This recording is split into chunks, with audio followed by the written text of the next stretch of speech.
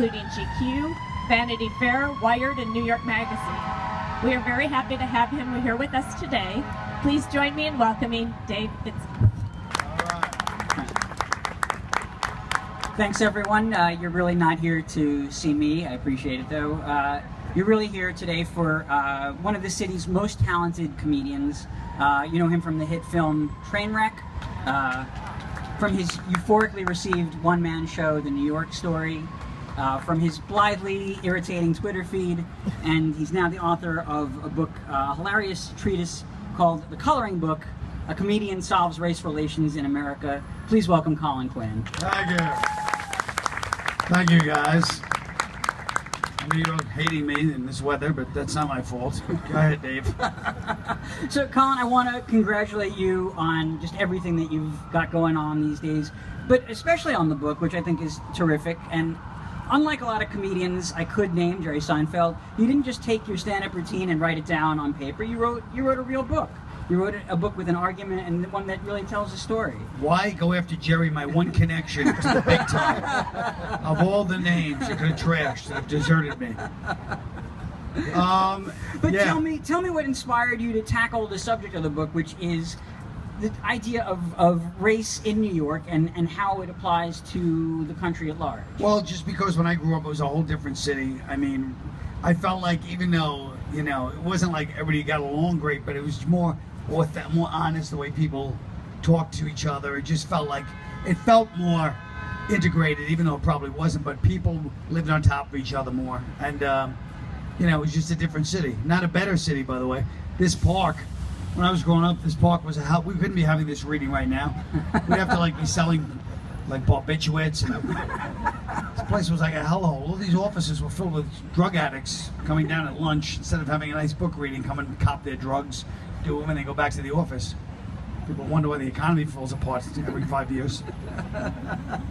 Now, for folks who don't know, you grew up primarily in Park Slope. In Park Slope, yes. Right, and the Swiss Village that we know today. Right. Right. It was not an era of food co-ops and triple wide baby carriages. No. I mean, how would you alluded to this in your previous answer, but I mean, how would you characterize the city of your youth? I mean, it was fairly, I mean, there were a lot of different ethnicities and races that lived in that neighborhood, yes, but they were not necessarily all kind of, you know, intermingled. Well, they were intermingled. I mean, everybody did kind of have, you know, there was overlapping in every different ethnic group, and everybody, not that everybody hung out together. There was minor skirmishes at all times, but I'm saying everybody had friends in each group. That would actually save you sometimes. The group, you know, somebody else from another race came up, you'd have the one friend that's like, yeah, and then you get a slide, you get a pass that day. Right. Sorry, folks. Like, whoa, where's this going? I'm just saying, everybody got 3 passes from somebody. So this is how I do it. Right. When people say now, I mean, you'll often hear people who live in the city today will say, "Oh, you know, I'm nostalgic for the New York of the '70s. Sure. I wish." But are people just fooling themselves when they say that? I know I am. Yeah. I'm very nostalgic, and I know I'm living a delusion because, like I said, this park was a, you know, you wouldn't walk through this park unless you had serious nefarious business. Right. You know, that lawn right there was like a prison yard, if people remember back in the '80s. You know, and so it was a different. You know, it was a different city. So like this is fun, but you know, the personalities is what I feel like is gone.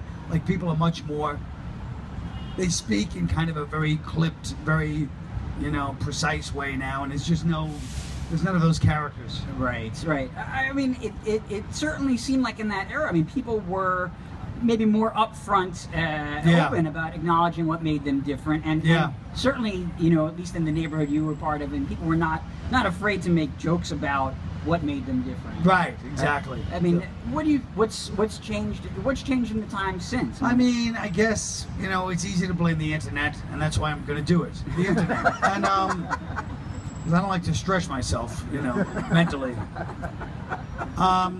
But yeah, I think a lot of it is the internet because everybody just gets into like, I'm going to put in my opinion. So even if you're in, let's say we're here, somebody from around the world could give their opinion on what's happening right here, right now, even though it's none of their business and they have no idea. So that's part of the internet, is everybody's in everybody else's business. and sometimes it gets, you know, people just chop off certain things. And I just think in general, you know, I mean, obviously the country's more divided now as far as people are just very ideologically, like they actually think there's a right and wrong and good and evil, which is, you know, that's what really drives me crazy, is the lack of, you know, of understanding that there's contradictions in everything. You know what I mean? Yeah. I mean, you as pretty smart words, right? I can't back them up with any examples, you notice, but I like to speak generally, and then have people go, "Oh, I guess he's smart." We won't ask him. I play on people's insecurities, and I try to come off like I'm smart. But your own life story, in a way, is the counter example. That, I mean, I think people have probably picked up on the fact that you are Irish, but you lived Yes. you lived among other ethnicities, other people from other racial backgrounds, and it seemed like that you were able to move. I mean, you moved relatively smoothly from group to group, or you could hang Right. with everybody. Yeah. What I gave mean- you that ability? Well, I believe it was it was because I was lucky. I was funny. You know what I mean? So that helps a lot. If you're funny, it's like anything else. You know, if you have some little skill that people like, it's easy to move around. So I don't want to be like the guy that's like, "Hey, I did it," but it's like, you know, because other people are like, "Yeah, well, I couldn't do it. Sorry, I was socially awkward, and you know, I couldn't." Navigate the world, so Right. it's like everybody's got their thing. So I mean, but I was lucky that I was funny. You know? Right. So, I mean, developing a sense of humor, I mean, that was a way to, if not diffuse situations, I mean, that gave you some cred among all the different groups that might have. Yeah, otherwise- because what's funny, then the 13-year-old kid coming to class and like making the teacher mad, you know, like harassing the teacher and just being a loudmouth. I mean, I wasn't, you know, I wouldn't call myself the most charming kid in many ways, but a lot of the teachers hated me. I remember one teacher, just like a substitute guy, he was like a big, I don't know why, but he was like a hillbilly in the middle of Brooklyn at the time. But he just grabbed me when the class left and just shut the door. It was just me and him, and he's like choking me against the wall, just cursing at me. So obviously I evoked strong reactions. My little witticisms, my rapier-like wit that I had. You weren't even a professional at that point. No, I wasn't. Right. But I was actually, if you talk to anybody who grew up with me, they'll tell you I was funnier back then. I peaked at like 14. I swear to God.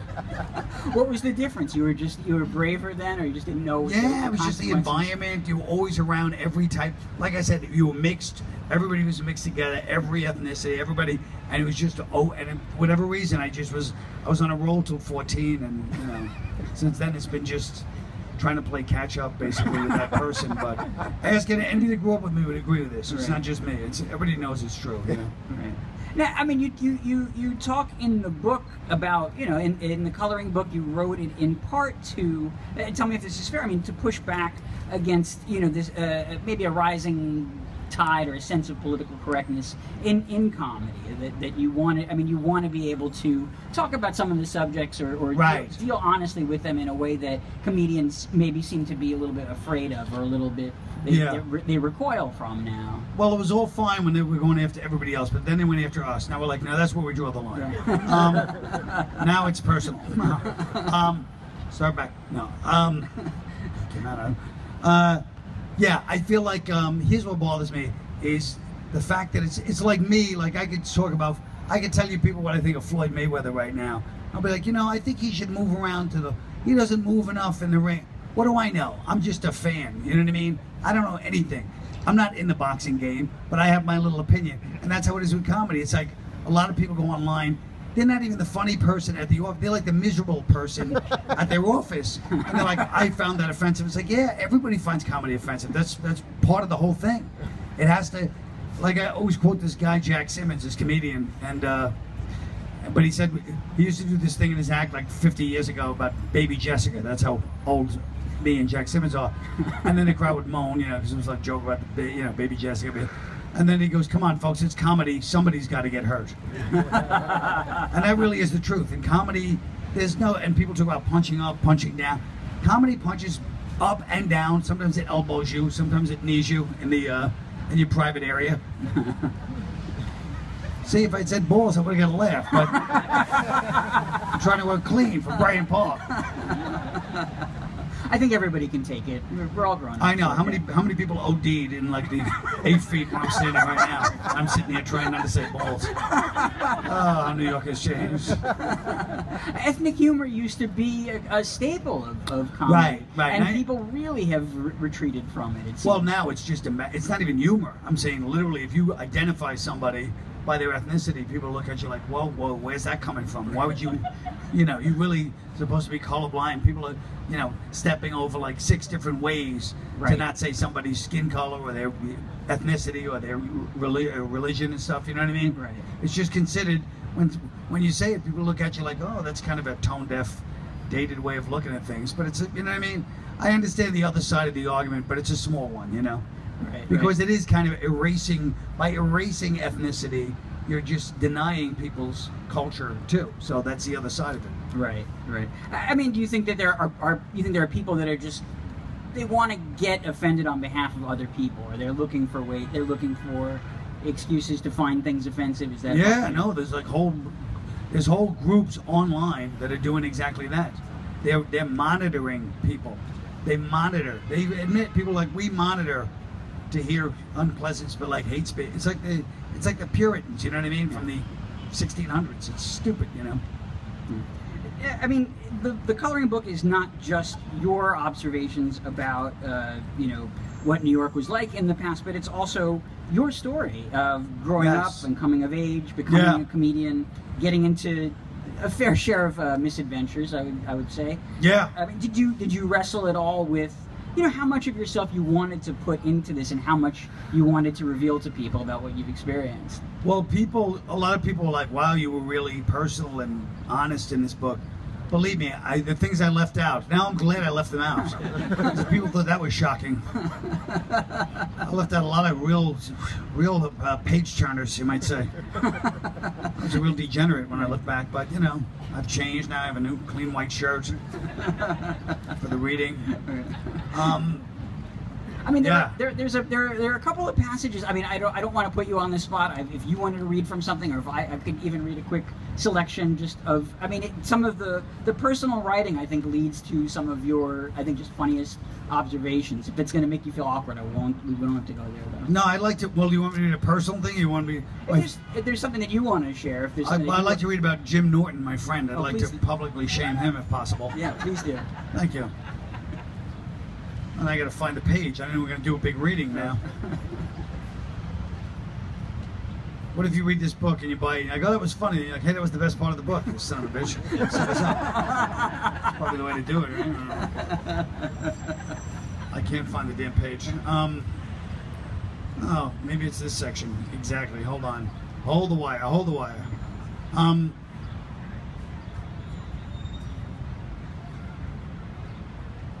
This must be exciting. You're sitting in the heat. You're like, this son of a bitch. I'd like to go up there and stab his white shirt right now. Watch the blood. Oh, here we go. Ooh, thank God. For those of you that don't know Jim Norton, which should be most of you, he's a professional comedian. So this is an Iraq trip we went to. The first time I sliced into that sand trap was in 2003. I made the trip with my assistant, a perky Louisiana hayseed named Ellen, and the comics Jim Norton and Laurie Kilmartin.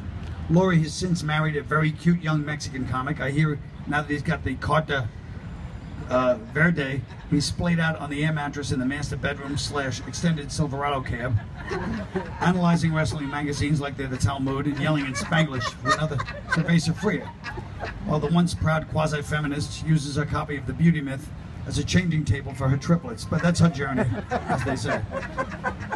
But let's get to the other fellow traveler on the Iraq journey, one James Mommy, why does that man have a cascading neck, Norton? If you know Jim, he's got an awful fat neck. It's really, it's not even a neck. He has no neck. It's just his, It was my tour, and like a magnanimous Sunni chieftain, I was kind enough to bring Jim along. He came cheap. He looks like rodent-like, so I said, this is like a joke I threw in. His dressing room rider included wood chips instead of a rug, a giant wheel for exercise, and pellet food. The first few shows got off without a hitch. Then we hit New Year's Eve. We're in the tent getting ready for the big show at one of Saddam's palaces when the USO representative, Tracy, who banned me later on, I don't even talk about that in the book, I was banned from Afghanistan and Iraq, which is pretty insulting if you think about it. Tracy informs us that due to a possible danger from incoming insurgent fire, the show might have to be canceled. Of course, I took this news with the grace and low-key humility that I've worked tirelessly to display. So everything is fine. Laurie's cool, Ellen is cool, Tracy is cool, I'm cool. But then suddenly I hear a quiet buzzing in the tent. At first I thought it was one of those giant flying insects that have been around in this part of the world since the Old Testament. I looked around for a newspaper to put a stop to it, when suddenly we all looked and realized it wasn't an insect. At least not in the conventional sense. No, it was Jim, muttering to himself and walking spastically around the room in circles, waiting for someone to notice him and ask what was the problem. Tracy or Ellen inquired, and Jim, with a look of sullen reproach on his idiotic baby face, blurts out, "I've been doing comedy for 12 years, I've never missed a New Year's show." He sulks dramatically, the rest of us stand in stunned silence. Let me state the situation one more time. We're in Iraq, in a war zone. Boys and girls putting their young bodies in harm's way to defend our barely defensible way of life here in the United States. They're not getting a lot of high-profile celebrity visits. I know that you knew that from the fact that we were there. Stop them before they nail me. Them being you guys. But the celebrities that do visit at least give these brave youngsters the reassurance that people appreciate the sacrificial nature of what they're trying to do.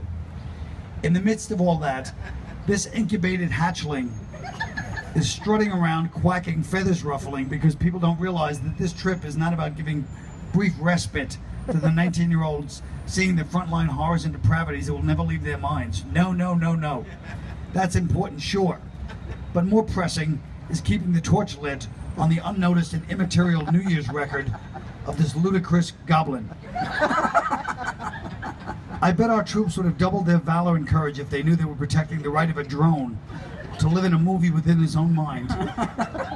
A movie in which 12 December 31sts in various New Jersey townships drinking a post-show glass of cream soda while being treated to a perfunctory suck-off by a bewildered blubber bunny trying not to smear her hair glitter. And that's why we could never win in Iraq, because we're all under the impression that our way of life is precious. Even a guy like Jim Norton is clinging to his one empty tradition, like anyone gives a care.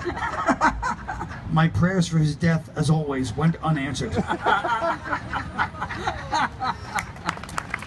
Oh, thank you. I could write a whole book about that man. Someday I will. Thanks for sharing that. The tip of the iceberg. Yeah. You know, I want to do the inside the actor studio thing where he asks the question knowing exactly the kind of answer that he wants to receive. But Yeah. Colin, who is Colum? Colum was a when I used to drink, so I'd go out drinking, and I used to put on an Irish accent, like Northern Irish. And I know it's better than Liam Neeson, and he's from there. I get it, but I would try to meet girls because my rap, as we used to call it back in those days, didn't really work that well because I was like drunk and kind of half like a service bartender once in a while. I just didn't have a lot of money, so I'd pretend I'd be this Irish guy from Ireland that was on the run. I didn't mention I was on the run because no real IRA guy is going to mention it, so I'd just be like I left under murky circumstances. And so I'd sit around trying to get people to buy me drinks and try to meet girls with my Irish accent. So, but Colum got a lot of beatings because the bartenders always kind of knew, like, this guy's a fraud, because they were sober. So I'd be halfway through my thing, and half of them were from Ireland, and they just sensed something was wrong. So it didn't always work the way I wanted it to. But it was like Sasha Fierce for Beyonce. This is your persona. It was my alter ego. Right, and this got you, at least on one occasion, this got you thrown out of the Blarney Stone before you could even... Yeah, I got thrown out of the Blarney Stone on 42nd and 8th. The bartender goes, I must have been there before, because I walk in like all happy, a nice corduroy jacket. Ow! Ow! I'm like, if you threw me out of the Blarney Stone, where am I supposed to go? In those days, the Blarney Stone on 42nd and 8th. Yeah, clearly you're not embarrassed, but you don't mind, sharing these kinds of stories with your readership, with people who may not know these details about you. No, I want people to know what a true low life I really am or was. But yeah, and like I said, I left out a lot of stuff. Believe me, when everybody's like, "Oh my God, I can't believe you told," I was like, "Well, the stories I left out, I should do another book, but it might be too much for me if I put that one out." There's always room for a sequel. Sick, yeah. So at the same time that you've got this book out, you're also performing your one-man show, The New York Story, which is adapted from the book. You've got so much material to work with in here. You know, how do you decide what to sort of whittle down? Or to Well, keep the show, as you know, has a lot of different stuff that's not in the book because it just ended up being that way. You know, like when you're working on stage and you change it. But show's sold out. Don't try to get tickets, folks. Listen, I don't say that to brag. Things sold out, but it's going to be extended. Big news. Announcement's not yet. Keep it to yourself.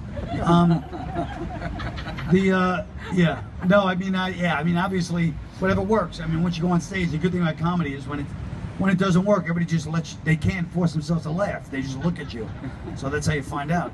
So it's a reality check, you know. So, I mean, you allow yourself to kind of. I mean, you can adapt the show even on your feet. You can change things night to night depending upon what you feel like a crowd is kind of into. Well, Dave, when you got Jerry behind you, you can get away with whatever you want, folks. That's why I was put off by the opening Jerry remark. Jerry's name is the director. It's almost bigger than my name. It says Jerry Seinfeld and Colin Quinn is in the show. But that's how we like to do it, to sell tickets. People don't care. They're like, where's Jerry? You know how many yentas come up to me after the show? Is Jerry here tonight? No, you just missed him. Sorry. You know, he hasn't been there in 3 weeks. He's touring Europe, for Christ's sakes. But you know, I like to give people hope. They're going to meet Jerry someday. Now, you also worked with him on a previous show that went to Broadway called Long Story Short. I mean, I imagine that there are probably a lot of other comedians that would love to, you know, just have the opportunity for him to, you know, provide input on their material, for them to direct him. Sure. I mean, why do you think that, you know, you in particular were able to sort of, you know, cultivate this this working relationship with him? Well, at the risk of being arrogant, I think we've learned already in this 20 minutes. I'm fun to be around. I'm a funny guy. Jerry loves to hang out with me, as he should, you know. I mean, I don't know how to put it, Dave. I could lie and say, oh, you know, we're at the craft or whatever kind of horseshit I could come up with right now.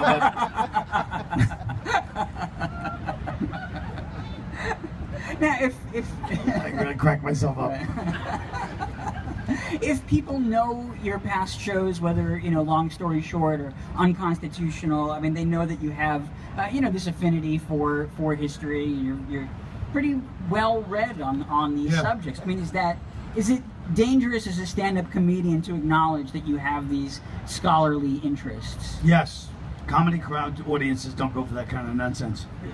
That's why we do theaters now, because comedy club, you know, just the nature of drinking, they want you to change the subject every few minutes, and people just more dick joke, you know, like it's just, it's something about the whole thing. It's usually like young, like loud, and you know what I mean. It's hard to really to talk about anything of substance more than a couple of minutes without moving on. Right. That's why a lot of comedians do theaters now. They don't do clubs because of the drinking. You know, that's. You're going to get some drunken Yahoo who just wants to try to see if he can heckle the master. Oh yeah, exactly. You always get hecklers, and I mean that's part of the fun of comedy for the audience, and it's a spontaneous thing when it's someone live saying something. Everybody's like, oh, like they love it. Everybody loves a fight, you know. But I mean, but it's also you can't, you know, when it's like you're in a comedy club. It's happened to me. It's happened to every comedian. And you're in the middle of it, and the show's going great, everyone's laughing, and then suddenly you hear happy birthday, and you look over, and there's a whole table with a birthday cake with lit candles singing happy birthday to one of the people at their table. And then you're like, there's a show going on. And then you start attacking them, and the rest of the crowd's looking at you like, hey, would you leave them alone? It's their birthday. You know what I mean? So that can be too much after a while. An artist like me doesn't have to put up with that, folks, anymore. I did it for many years. I paid my dues. Well, I mean, I'm a gentleman now. Intellectual. Will you still play clubs if you know if the need arises, if the opportunity arises, or you really sort of? Well, if the need arises, yeah, I could probably be talked into a club. Let's face it, theater's all about the art. They certainly don't cough up the bucks the way the need arises, the way we used to. Yeah, I mean, I do club. I mean, I still do the cellar, and so I still go on the road once in a while. Right. But yeah, you can work out in the club. And now people know I'm kind of like a history nerd. So when they come to the club, they tell their rowdy friend, like, hey, this guy's going to be talking for a while, so just don't stop. So I like that better, you know? I think in a couple of moments, I think we're going to also take some questions from the audience. But before we do, I feel let me be the one to bring this up before somebody else does. I have to. I mean, I'd love to ask you about your Twitter adventures, your online, your social media persona almost. My social media presence. Yes. My brand. It's quite impressive, but Colin Quinn on Twitter is a little different from Colin Quinn, the person I'm sitting next to. It's a little more, maybe a little more joyous, but also a little very positive, and people really turn. It really is interesting how people turn on you. Like I tell them, you know, like today, Brian, I'll just say something really positive, and then people just get vicious and you know, wish me death, send me pictures with stabbed guns and stuff like that, and then I make something even more positive. So yeah, you tagged me in a tweet this morning, and the colorful death threats that came my way. Yeah. I think they were intended for you, but I was. But yeah. But this people make sort of. I mean, they try to sort of top themselves. Yeah, they do. They get more and more graphic and violent and specific. You know, crosshairs, stuff like that. But it's part of the whole game. It's part of the fun. You know what I mean? If I get killed by a Twitter follower one day, there's worse ways to go. You know what I mean? Well, let's hope it doesn't come to that, please. If people have more gentle, benign questions for Colin, we're gonna we have a microphone that's roving the audience. Just if you want to put up your hand, then we will seek you out if you have a question for him. Oh, I can see why my popularity skyrockets. Thanks, miss. Right. We got a couple in the front row right here. Oh, okay. Hi, Colin. I got to see you in Terrytown. Oh, yeah. Winter, always great. Unconstitutional? Yeah, unconstitutional. The twos. It was wonderful. Are you aware, sir, that USA Today said that your voice is like a hot pastrami sandwich? USA Today said my voice is like a hot pastrami It's like sandwich. a hot pastrami sandwich. Would you like to comment on Do that? they? Well, I mean, first of all, USA Today has some nerve commenting on me in less than flattering terms. But Jesus. Yeah. Well, I used to be allowed. Believe me, right now, if I hadn't quit smoking, I quit smoking 23 years ago. So can you imagine what my voice would be like right now? I'd have throat cancer. I'd be long gone. Other questions? Oh, there was a question right here. Was this your first book, and are you going to continue writing? This is my first and last book. It was a labor of hate. You've heard of a labor of love? This was years of torture. I couldn't believe how hard it is to write a book. I'm used to stand-up where you get immediate feedback. It'll never happen again. Unless it became like a giant, humongous hit and they started throwing big bucks. Then I might consider it. But even then, yeah, it's really hard. It's hard to write a book. It's really hard. Was it difficult for you in the sense that you write the book and then it still takes there's still several months that pass before the thing comes out in print. You're waiting for you're waiting to see what the reaction is, how people like it. That's got to be tough. Yeah, because I'm so spoiled. Stand-up's so spoiled. We're used to going on stage and then people either laughing or not laughing that night. So it's we writers have to wait for, like you said, wait for everybody to come out and a few people. Like we just it's a spoiled thing, but I'm used to it now. I can't stop. You need the audience. It's they're part of the whole thing. Yeah. Without them, there's no, for stand-ups, it's impossible. Other questions? That guy, the assassin over there, wants to ask a question. Oh, sorry, sir, you'll have to wait. Yeah. Speaking of the political correctness, have you ever had a pissed off Irish person because you made an Irish drink joke? An Irish drink joke? Yeah, Irish like to drink, blah blah blah. Well, it depends. If I say it early in the show, they get mad. By late in the show, they can't remember. No. Like, what was that guy? It's like, oh, don't worry about it there, Kevin. No. I thought that was a safe, ethnic thing. It is, but it's got a lot of truth. I mean, if you read this book, it's a perfect example of, once again, every stereotype has a grains of truth in it. And I mean, this book, if you read that, my drinking is certainly, I had to cease drinking 30 years ago, which gives you an idea of where that was going, so, Let's get this guy. Yeah, here he is. Oh, there he goes. Hello. Hi. Hi, I don't have a question. I went to Stony Brook with you. You did? Yeah, Adam Weiner. Hey, what's going on, man? Good to see you. Yeah, but you could have said, like, hey, I went to Stony Brook with Adam Weiner. I have one question. I have one question. Do you remember me? Yes, I do. There you go. I was called the assassin back then too. Of course I do.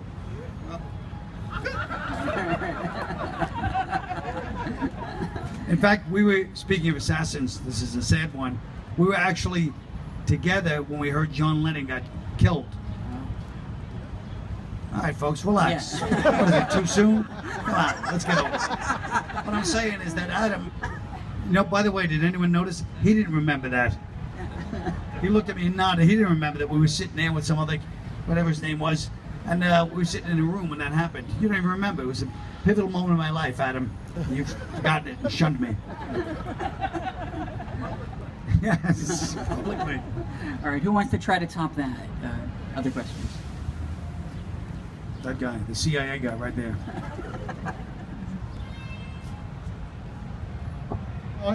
Besides Jerry Seinfeld, who are some of your favorite actors, comedians that you work with? That I worked with?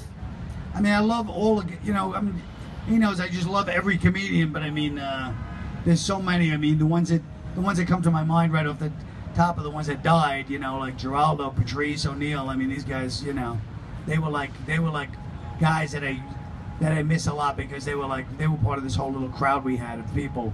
So I mean, but there's so many funny comics. It's just, I mean, it's just lasting and making like more than that first 45 minutes is the hardest part, I think, for comedians, because everybody's really funny, but then to last into the next thing is the hard part, you know. Got a couple up front right here. I have a ticket and I'm going to your show this Friday night, so I'm excited. I also got your book because it's got the best reviews on Amazon. You've got a perfect record. Everybody loves it. Thanks. And because they said you would sign it afterwards. Should I read it before I go to your show or after? I think you should. That's a good question because it all involves me. I'd read it after you went to my show. I could have said before just as easily, but anyway.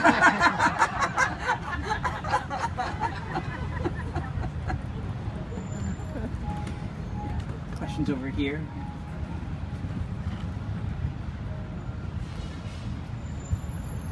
Hi, Colin. I met you a few years ago. You were a passenger in my taxi.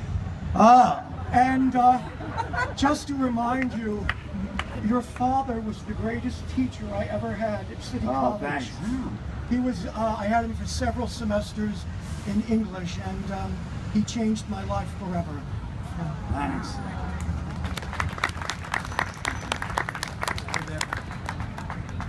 Hey. Oh, I just want to say I miss Tough Crowd. That was like one of my favorite shows. I was pissed when it got canceled. Thank you. Do you have any like Patrice O'Neill stories in your book?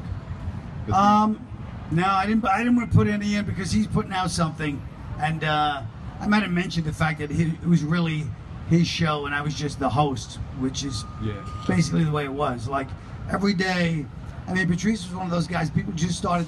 It's kind of sad because people started to get like about him after, right before he died. Suddenly everyone's like, oh, you know, after the roast.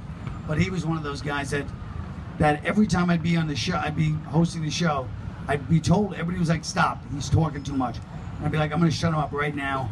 And he'd go into another angle with the story where I'd find myself just listening when I knew I was supposed to change. Yeah, he's one of those guys that, you know, you really talk about, I just wonder where he would, I always think about where he would be right now. I mean, just think about that mind.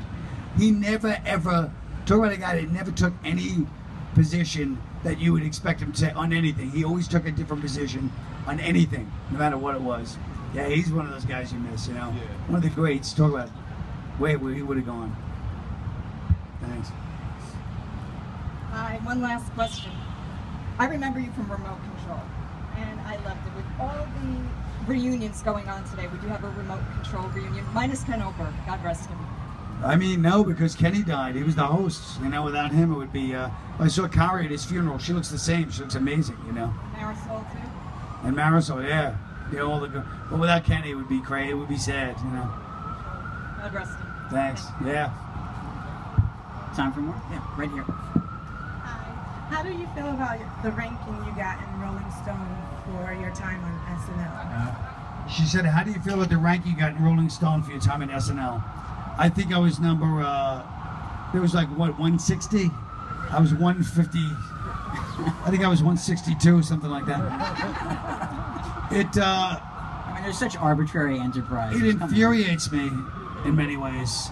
It makes me want to, you know, stay up the guy that wrote it, obviously, but, you know, at the same time, you know, it was kind of in the middle of it. I've gotten so many bad rankings like that it doesn't bother me. Like when it first happened years ago, somebody gave me a bad ranking just in general as a comedian. So like at this point, I'd rather be like that. I'd rather not be in the middle. I'd rather be at the top. But if I can't be at the top, I'd rather be at the bottom than in the middle. I don't know what. It's like the famous this De Niro birthday party where I bombed. I'd rather have killed, but in between doing okay or bombing, I'd rather have bombed. So that's how I do feel about it. Time for one more. Okay, this will be our last question. There's an arm all the way in the back. Can we reach that fellow in the pink?